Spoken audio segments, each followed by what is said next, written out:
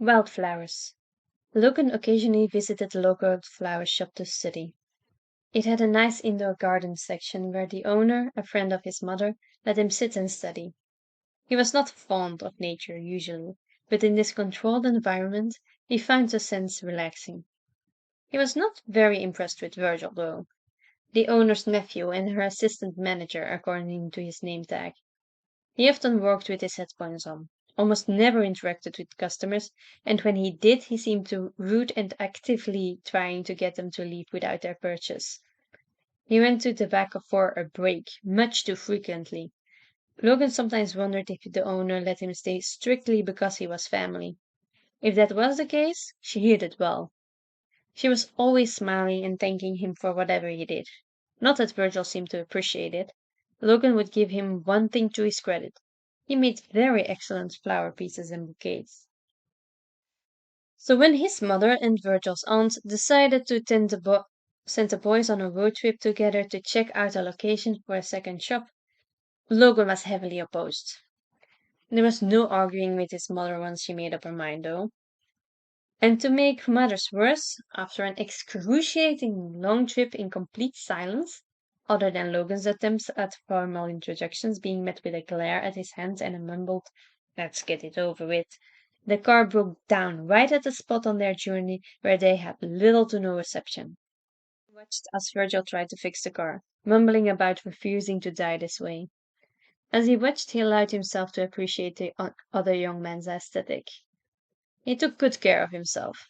He was fairly fit and had distinctive style about him girls and some guys seemed to appreciate. Even Logan had to admit he'd let himself be distracted by it on occasion. He'd appreciated Virgil the same way he had nature in that shop. Nice to look at with no desire to interact any more intimately than that. Well, he'd have to now, on both fronts. He looked up. It was late. The northern star was already in the sky. He took a look at the road map, now glad for its presence. "We are closer to the next town down the road. We can follow the road and hope we meet a car willing to help us out, or to get a signal through, or we can cut our travel time significantly if we travel through the woods, though that would still be an all-night hike," Logan muttered. Virgil slammed the car hood down. "I have water and some food that should last us through the night. I can collect some stuff that won't kill us if we eat it. The water I brought is guaranteed to be safe, and my mom should text in 3 hours to see if everything's okay. Stink butt won't get us lost. But what if we are found by the wrong people? The town is safer, but what if one of us gets hurt during the hike? We can't carry all the water and food the whole way. The night will get cold, though. Even with a good idea of where to find us, they might need till morning. But the cold will still be a problem if we walk." Logan was alarmed to notice Virgil's breathing was getting dangerously shallow. "My meds. Do I have them? I forgot. I know I forgot," he whispered as he started to crumble down until he was curled up on the ground, muttering incomprehensibly. Logan was really bad with people and emotions. It just didn't come naturally to him like it did for other people. Which was why his mother tried to encourage bonding time with random people of his age from time to time. Still, he could tell that Virgil was experiencing an attack of some kind. He'd had similar problems with overstimulation as a young child. He had learned to cope, though. He suddenly wondered if the headphones were a coping tool. Had he missed the signs of a fellow outcast? Still, he could try to help. He knelt down in front of Virgil. "Virgil, can you hear me? This is Logan," he said calmly. Virgil's muttering paused, though the breathing was still erratic and concerning. He nodded, though, and made a sound that sounded sort of like a confirmation. "Good. You are having an attack of sorts. I would like to help you through a breathing exercise," he informed them calmly. "Aim for 4," he said calmly, demonstrating purposefully being a little louder in his breathing. Virgil followed his example. "Good. Hold for 7," Logan said. Virgil nodded at the rhythm. When he got to 7, he let go of the breath. for exactly 8 seconds without prompting. Very good. Now we go again, Logan encouraged. It took a few rounds, but finally Virgil relaxed a little. Carefully he reached out a hand, not looking at Logan and not quite touching. Do you require physical comfort? Logan asked. Please, Virgil said, softly and reluctantly. Logan was not very comfortable with touching others. A handshake alone was often more than he really wanted to put up with. But in this situation, he could make an exception. Virgil needed the comfort after the attack, and there were no other alternatives. So Logan moved closer and held Virgil's hand, waiting for Virgil to request more or to let go. Virgil's thumb ever so slowly rubbed against his palm in a manner that Logan supposed felt soothing to him. Then finally he let go. Sorry, he muttered, as he righted himself a little, not quite looking at Logan. No need. I'm not quite sure what triggers you, but I know better than to fault someone for their mind getting overstimulated, Logan explained. No, you hate touching. I didn't want to make you uncomfortable, but I did anyway. Logan was astonished. Did did you not shake my hand for this reason? Virgil nodded. Yeah, I mean, neither of us asked for this. I didn't want you to I didn't want you to put up with me any more than you really had to. And now we're stuck here. Give me a minute. Virgil got up and hurried to the passenger side of the car. It had been Logan's turn to drive. He rummaged through a bag and let out a sigh of relief when he found the medicine bottle, though he immediately seemed in a bad mood. Great, all that, and I have my meds right here, he muttered as he took out the pill and grabbed his water bottle to wash it down. You seem upset, Logan observed. Virgil let out a deep sigh. That's because I am. I freaking hate having anxiety. It's useless, just ruins everything. I can barely work at the shop without going to the back every hour to calm down. I can't even kick out a Karen without having a panic attack immediately after. I'm just so stupid, he growled. Falsehood, Logan stated bluntly. Virgil looked up shocked. You are magnifying, making a situation out to be more disastrous than it really is. It is a common cognitive dissonance, really. All this to say, I don't think you are stupid, he stated. Virgil stared at him and chuckled. It was a surprising thing, seeing him relax like that. His face was no longer tense.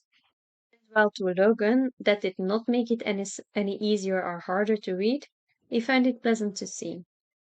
You sure know how to give a guy a pep talk, huh? But fine. Only because we are wasting daylight, though. What should we do, brains? Virgil asked. Logan did not get the impression that it was meant as an insult. His intelligence has often been a source of ridicule, but Virgil seemed to merely use it as an epithet. If you are known to respond quickly to these messages your mother sends, Logan paused and Virgil nodded. Well, then she would not wait too long after texting you before calling and then trying to contact me through my mother. She knows I left with a full battery and a charging station, so there is no reason we both should be unable to pick up. We can expect to be found in the morning. If not, then we can still make the hike in better light and better weather, he suggested. Virgil nodded. Yeah, that sounds like a good idea. We should turn off our phones, save battery in case we need them for something later, he muttered. Logan nodded.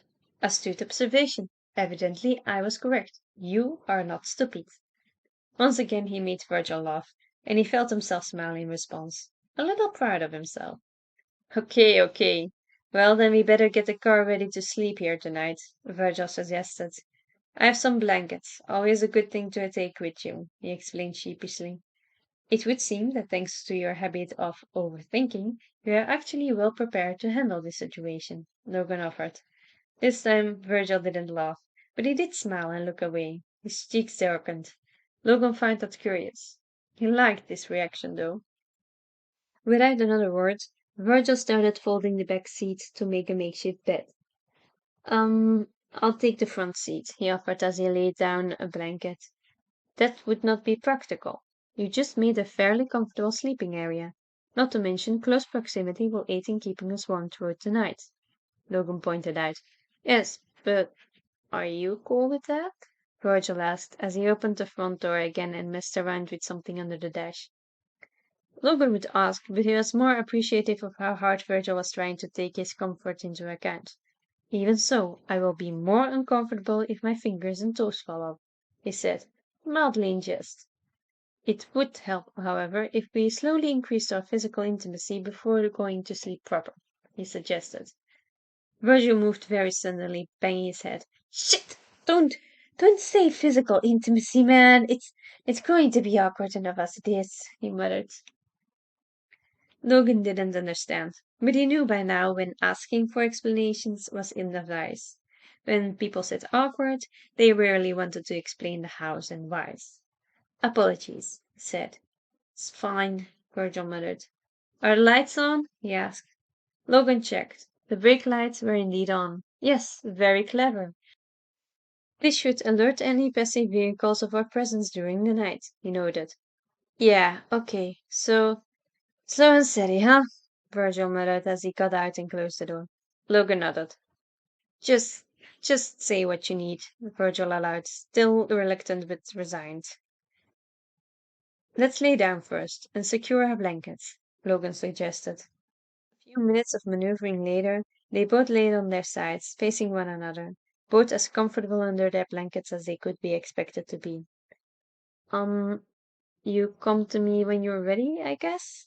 Virgil suggested. Logan nodded and inched a bit closer. So, why the flower shop? He asked. He found that it was easier to be physically close to someone when he knew them a little. Honestly, making the bouquets and stuff is kind of calming. But my family wants me to socialize more. I mean, I guess that if they didn't push me to join the theater tech team in high school, I wouldn't have met my best friend. But it kind of blows that they feel like I need more than just a one friend. He's really extroverted, but he looks out for me. We match in a weird way. I'm also his excuse to stay away from stuff he doesn't really want to go to. And no one messes with me because they know he will not tolerate that crap. It's nice and balanced. I'm good, but they feel like you are missing out on important stuff if you don't do normal things. Logan nodded. That is what got them both in this mess. He moved a little closer. Guess we have that in common, he muttered. Yeah. Hey, what are you studying? Logan talked about his biochemistry studies, and for the first time in a long while, he didn't feel like his audience was bored by his info dumping. Virgil asked questions and nodded along in understanding, and before Logan knew it, he was laying next to him and slowly falling asleep. He woke up. The sun was up, and he had Virgil close to his chest. It wasn't overwhelming, though. It was nice. Still, Virgil worried about it being awkward, and it was their hope that help would come soon. So he carefully moved away and got up. After last night, he felt like he and Virgil could be friends. Virgil was not what he had presumed, and there was once again proof that Logan was very inept in social interactions. Still, in a strange way, that was exactly why he felt he and Virgil could make great friends. He looked at the sun rising and listened as Virgil shifted in the car and stretched himself. They should wait a little while longer, until the sun had risen some more and the temperature was more pleasant for a hike, before deciding. Either they could wait here all day, or they could make the trek together, figuring out how to keep a straight line. Virgil would find the edible fruits and the like to keep their strength up, and once they reached the town, they could call their families and get a car towed over while they ate a warm meal and perhaps laughed over the adventure.